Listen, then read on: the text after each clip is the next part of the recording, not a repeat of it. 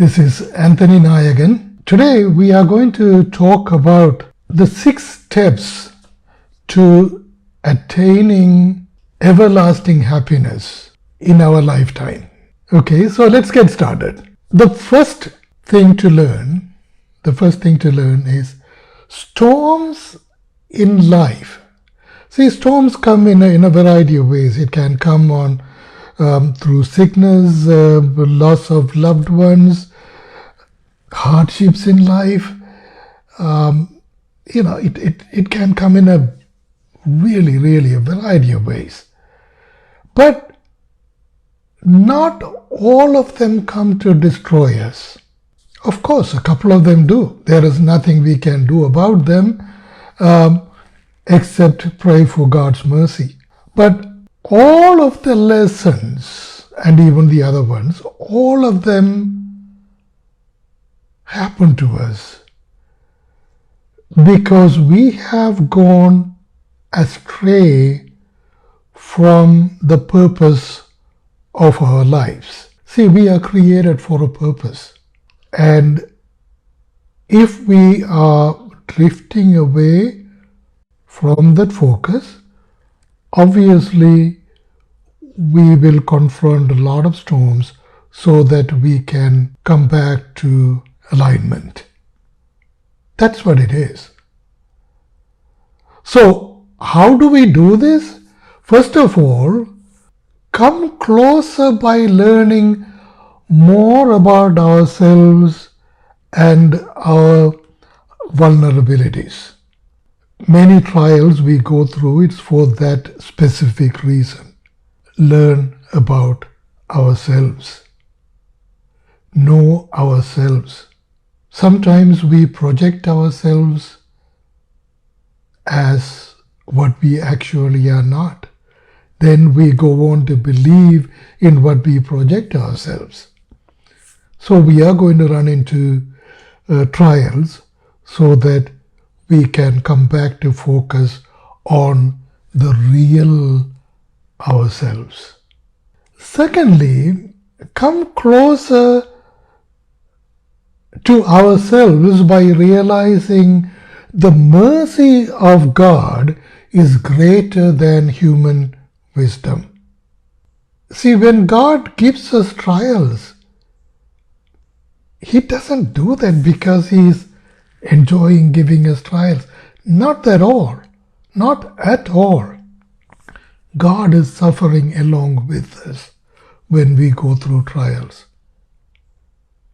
So all we need to do is pray that we understand the mercy of God during our trials. So keep praying. Why are we having this trial? What is that we need to learn from it? What is that I don't know about myself? How am I going to bring back in alignment with the wisdom of God? So those are the questions we need to pray for. We need to find answers to. The third thing is, come closer by realizing that our material attachments are meant to perish. Material entanglements, along with them, they also bring us sufferings. Because you see, the material part of what we are looking for, they are supposed to perish or they are supposed to fade away. So if we are going to hold on to our material attachments, invariably we are running into sufferings. We are running into trials. We are running into storms, in other words. But the attachment to our conscious being and the attachment to God, those two are relevant. And storms clear the path for us towards spiritual enlightenment. So when we are approaching a storm, we really need to approach it knowing, there is something good is going to come out of it. In fact, there is. Brothers and sisters, prayers help us deal with storms. How do we pray? Let's find out. The second thing is never be a prisoner of our past. See, how do we deal with the past now? If we reflect on it, it really is absurd and irrelevant. Because we are holding on to something that's already been gone. How does psychology and therapy deal with the past? See, it brings us the closest to our past, so they can learn about our personalities, our developments, the way we have evolved ourselves through our lives based on the past. But what they identify is how the past, holding on to our past, is affecting us. Then that information form as building blocks to see how we have developed ourselves over the years. Brothers and sisters, past is a lesson. It is not a life sentence. See, we have to learn from the past. Of course we should, but hold on to the lesson learned. Never be attached to your past. Imagining a future is also equally detrimental. See, future is not real. It is an illusion. It is only a fiction. What we do in the present moment is the only existential reality. The lesson learned, apply the lesson to do what we do at the present moment. Remain productive always in the present moment. That will ensure our future.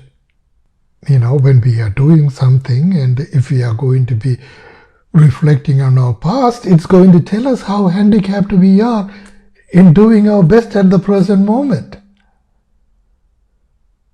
If we are going to keep imagining what we are going to happen, or what we are going to do, or what we would be like in the future, we are missing out on all the opportunities at the present moment. Hold on to the lesson, forget the future, do the best you can at the present moment. Never be a prisoner of the past. Equally, never be captured by your future either. Don't worry about it. The third important thing is always forgive, always ask forgiveness.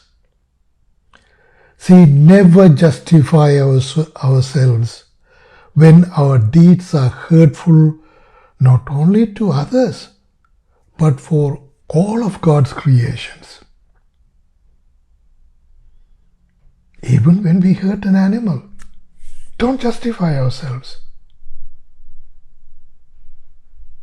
When we justify, we are internalizing and acquiring a nature to ourselves to hurt others. Never justify the mistakes we make. Brothers and sisters, love is not a product of cause and effect activities. It is a gift of an incredible divine emotion. A gift of an incredible divine emotion. That's what love is. It is also a pure and complex energy. See, the old Newtonian concept like billiard balls moving around and create cause and effects, such as energy, is impossible. It doesn't work that way. Okay? See, energy creates energy. Billiard balls don't create energy. So we need energy to create another energy. So, to receive the gift of emotion and the energy of love, number one, we need to become fearless. Fear and love cannot coexist. In fact, one dispels the other. If we are afraid, love goes away. If we are full of love, fear has no place in our lives. So don't be afraid. We must always endeavor to increase the knowledge of our beloved. When the knowledge increases, love increases. When knowledge is flat, love also flattens. See, love, as I said, is an energy. So it doesn't flow in a flat way.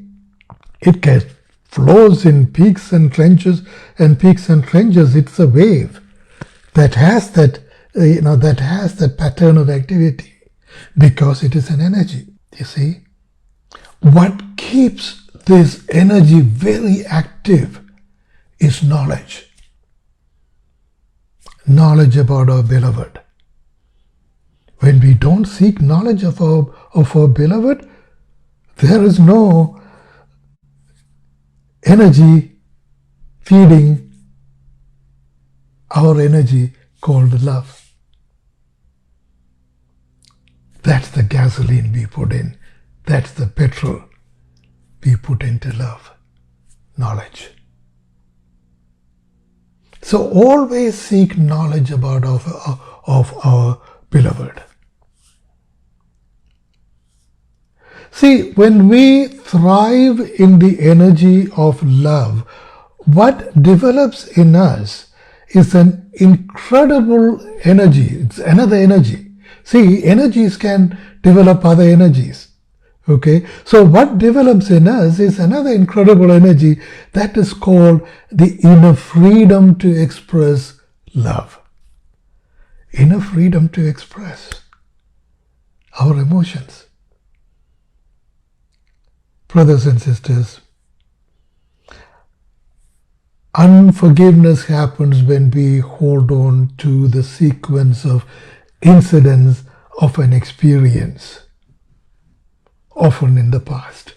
We are holding on to memories and hurt feelings that manifest as anger, hurt, and hostility. In such scenario, it would become impossible for us to receive the gift of love. Forgiveness and letting go of our past are incredibly relevant to receive love, receive the energy of love. Forgiveness frees ourselves. When we forgive others, when we ask for forgiveness, we become more and more free. And it is this freedom is going to take us closer and closer to receiving the energy of love. The fourth thing is let go. See, we are conscious beings as well as material beings. Now, what is a conscious being? Matters don't create conscious energy. Conscious energy creates matters. Every matter is put together by the convergence of conscious energies. See, we don't survive because how we are as material beings. put together by atoms and molecules and organisms, thus created. We are alive because of the conscious energy that sustains our microelements within our body. See, we are aware of our material being. But how aware are we of our conscious being? See, the conscious being is not our intelligence. We probably are aware of our intelligence and our mind. But consciousness in this context is not that. Consciousness in this context is the energy that is sustaining every tiny organisms in our body. It is that collective energy is the consciousness of our being. It's not our intelligence. It is not our mind. See, when I'm speaking to you right now,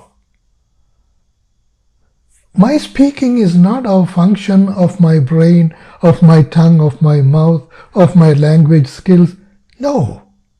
It is how the consciousness within me is coming together to bring all those things I just spoke about so that I can speak to you. That is what consciousness is. If we were to be the people of pure energy, people who have received the gift of love, we need to let go of our attachments to our material being. Anything that is perishable in us, or things that would fade away from us. That is what letting go means. Of course, letting go, of our past, of our hurt feelings and all of that. Yeah, we all know that. But in this context, letting go has a much deeper spiritual depth. And that is letting go of our attachments we have for our material being and our material entity and our material possessions. See, when we let go of such elements in our lives, such attachments in our lives, we will grow physically, mentally, and spiritually. The fifth thing that I want to talk about, it's a prayer. It's not only a prayer, it's a beatitude. And that is the prayer of Thy will be done. See, Christians in the Arabic countries, they say this prayer all the time. In the beginning of doing something, at the end of doing something, or while we are talking, they get a new idea. Whatever it is, or meet a friend, they will say, Thy will be done in Arabic, and then they will meet their friends. That's how the greetings will start. People in the faith of Islam also say the same thing in such situations as the Christian Arabs do. And the people of Islam say, Inshallah, which literally means everything is for the grace of God, for the glory of God, which also means Thy will be done. People in other religions like Buddhists and Hindus and Jains and all of them say this over and over and over. Padre Pio said this prayer in all circumstances. thy will be done. When Jesus was hit with the massive storm, torture and death on the cross, the prayer he said was, "My Father, if it be possible, let this cup pass from me. Nevertheless, not as I will, but as you will." He did not pray for the storm to go away, but for the alignment of the will of God with his own will. That's what is going on when we say the prayer, "Thy will be done." We are aligning our wills to the will of God. Christians in general, they don't say this prayer. We should also pray for the will of God. When we do that, we join the people of other religions, which means the entire world is praying for the will of God on earth as it is in heaven. So imagine what this world would be like when everybody in this universe is praying for the will of God. And the sixth thing is about attaining the joy of gratefulness.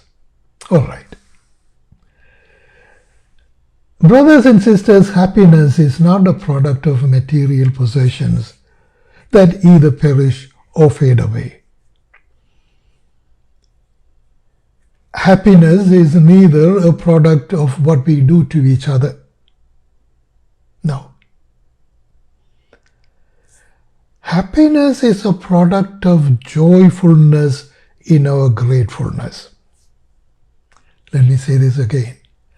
Happiness is a product of joyfulness in our gratefulness. In other words, if we want to be happy in life, begin by being grateful to people in general, grateful to the environment, grateful to nature, grateful to the music of nature.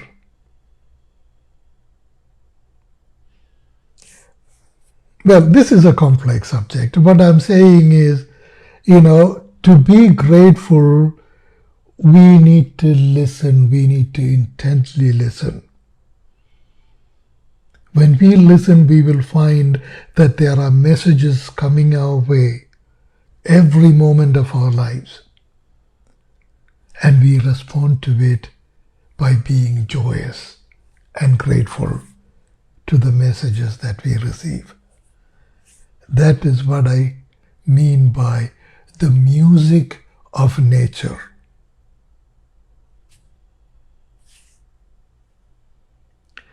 See, attribute everything we receive as a gift and mercy of God and be grateful to God. So even when we listen to the music of nature, translate that gratefulness to God, as it is the mercy of God that is bringing us that joy of gratefulness. See, the gratefulness to God gives us the gift of joy. Gift of joy from God gives us happiness that lasts into eternity. That is why it is joy of gratefulness. Thank you, brothers and sisters. Love. Be grateful. Be joyous. And be happy.